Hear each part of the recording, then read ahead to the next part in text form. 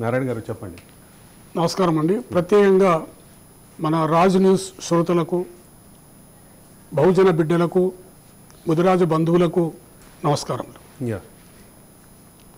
Sir, నేను అనుకుంటా ఈ ఎన్నికల 2024 ఎన్నికల తర్వాత రాష్ట్రంలో జరిగినటువంటి పరిణామాల గురించి, ఆ ఎన్నికల ఫలితాలపై పడ్డ ప్రభావం గురించి విశ్లేషిస్తున్న క్రమం లోపల మీరు తీసుకున్నటువంటి అంశం ఏతుందో కేసీఆర్ 100 తప్పులు చాలా మంచి సబ్జెక్ట్ అండి. అన్ని టీవీలు దీని మీద డిబేట్ చేస్తున్నాయి. అన్ని టీవీలు పెద్ద అనుకోండి, చిన్న అనుకోండి, ఏమైనా చేస్తున్నారు. కానీ ఇంత చక్కగా ఇంత మంచి టాపిక్ మీద డిస్కషన్ రాలేదు. చాలా మంచి విషయం అండి. అందులో మీరు ముదిరాజు సామాజిక వర్గం గురించి మీరు చర్చ పెట్టడం అనేది చాలా మంచి పరిణామము. ఇది బహుశా కేసీఆర్ దాకా చేరుదని అనుకుంటున్నా. కేసీఆర్ యొక్క బాల్యమిత్రుడిగా ఆయన చేసినటువంటి కొన్ని విషయాల మీద నేను ఈరోజు మీ ముందు ఉంచాలనుకుంటున్నా. మనం ఒకసారి 2024 ఎన్నికలు కనుక ఒకసారి పరిశీలిస్తే 23 ఎన్నికలు డిసెంబర్ జరిగిన మనం పరిశీలిస్తే ఎంత సార్? 1.85 ఓట్లతోనే కాంగ్రెస్ గెలిచింది. నేను అనుకుంటా ముదిరాజ సామాజిక వర్గం అనుకుంటున్నా, నేను ప్రత్యక్షంగా చూశాను.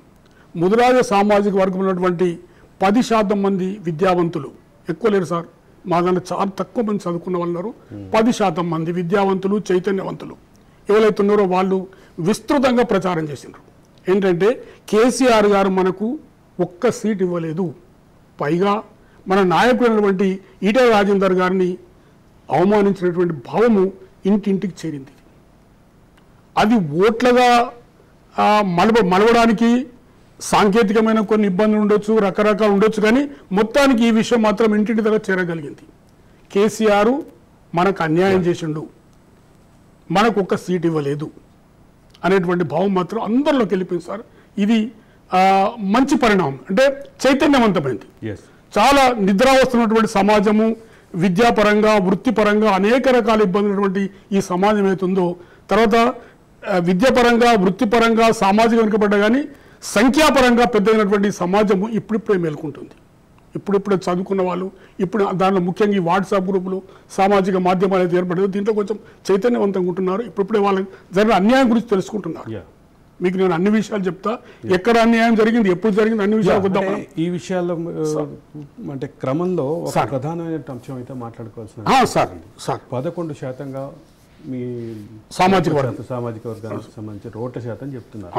ఈ 11% గంపగుత్తాగా వెళ్ళిందా, లేదా దాంట్లో మళ్ళా బీఆర్ఎస్ వైపు ఏమన్నా సానుకూలత కనిపించిందా? ఇక్కడ మనం వాస్తవాలు మాడుకుందాం సార్, విషయం వాస్తవంగా మారుదాం. నేనేమనుకుంటున్నాను సార్, ఒకవేళ గంపగుత్తగా కనుక ముదిరాజుల ఓట్లన్నీ కాంగ్రెస్కి పోయింటే కాంగ్రెస్ ఓటింగ్ శాతం ఇంకా బాగా పెరిగేది. ఇక్కడ ఏంటంటే ఈటెల రాజేందర్ గారు కీలకంగా ఉన్నారు. ఈటెల రాజేందర్ గారు అన్యాయంతో బీజేపీ వైపు చాలా మంది పోయినారు, ఎక్కువ సంఖ్యలో బీజేపీకి పోయినారు. బీఆర్ఎస్ వైపు తగ్గిపోయింది. బీఆర్ఎస్ వీళ్ళు గణాంకాలు ఎన్ని చెప్పినా కానీ అది వాస్తవం మేము చూసింది. గ్రామాలలో మేము చొచ్చుకుపోయిన విషయం ఏంటంటే బీఆర్ఎస్ మాత్రం ఓటు శాతం తగ్గింది, చాలా తగ్గింది. ఆయన ఓడిపోవడానికి కారణం ఈ సామాజిక వర్గమే.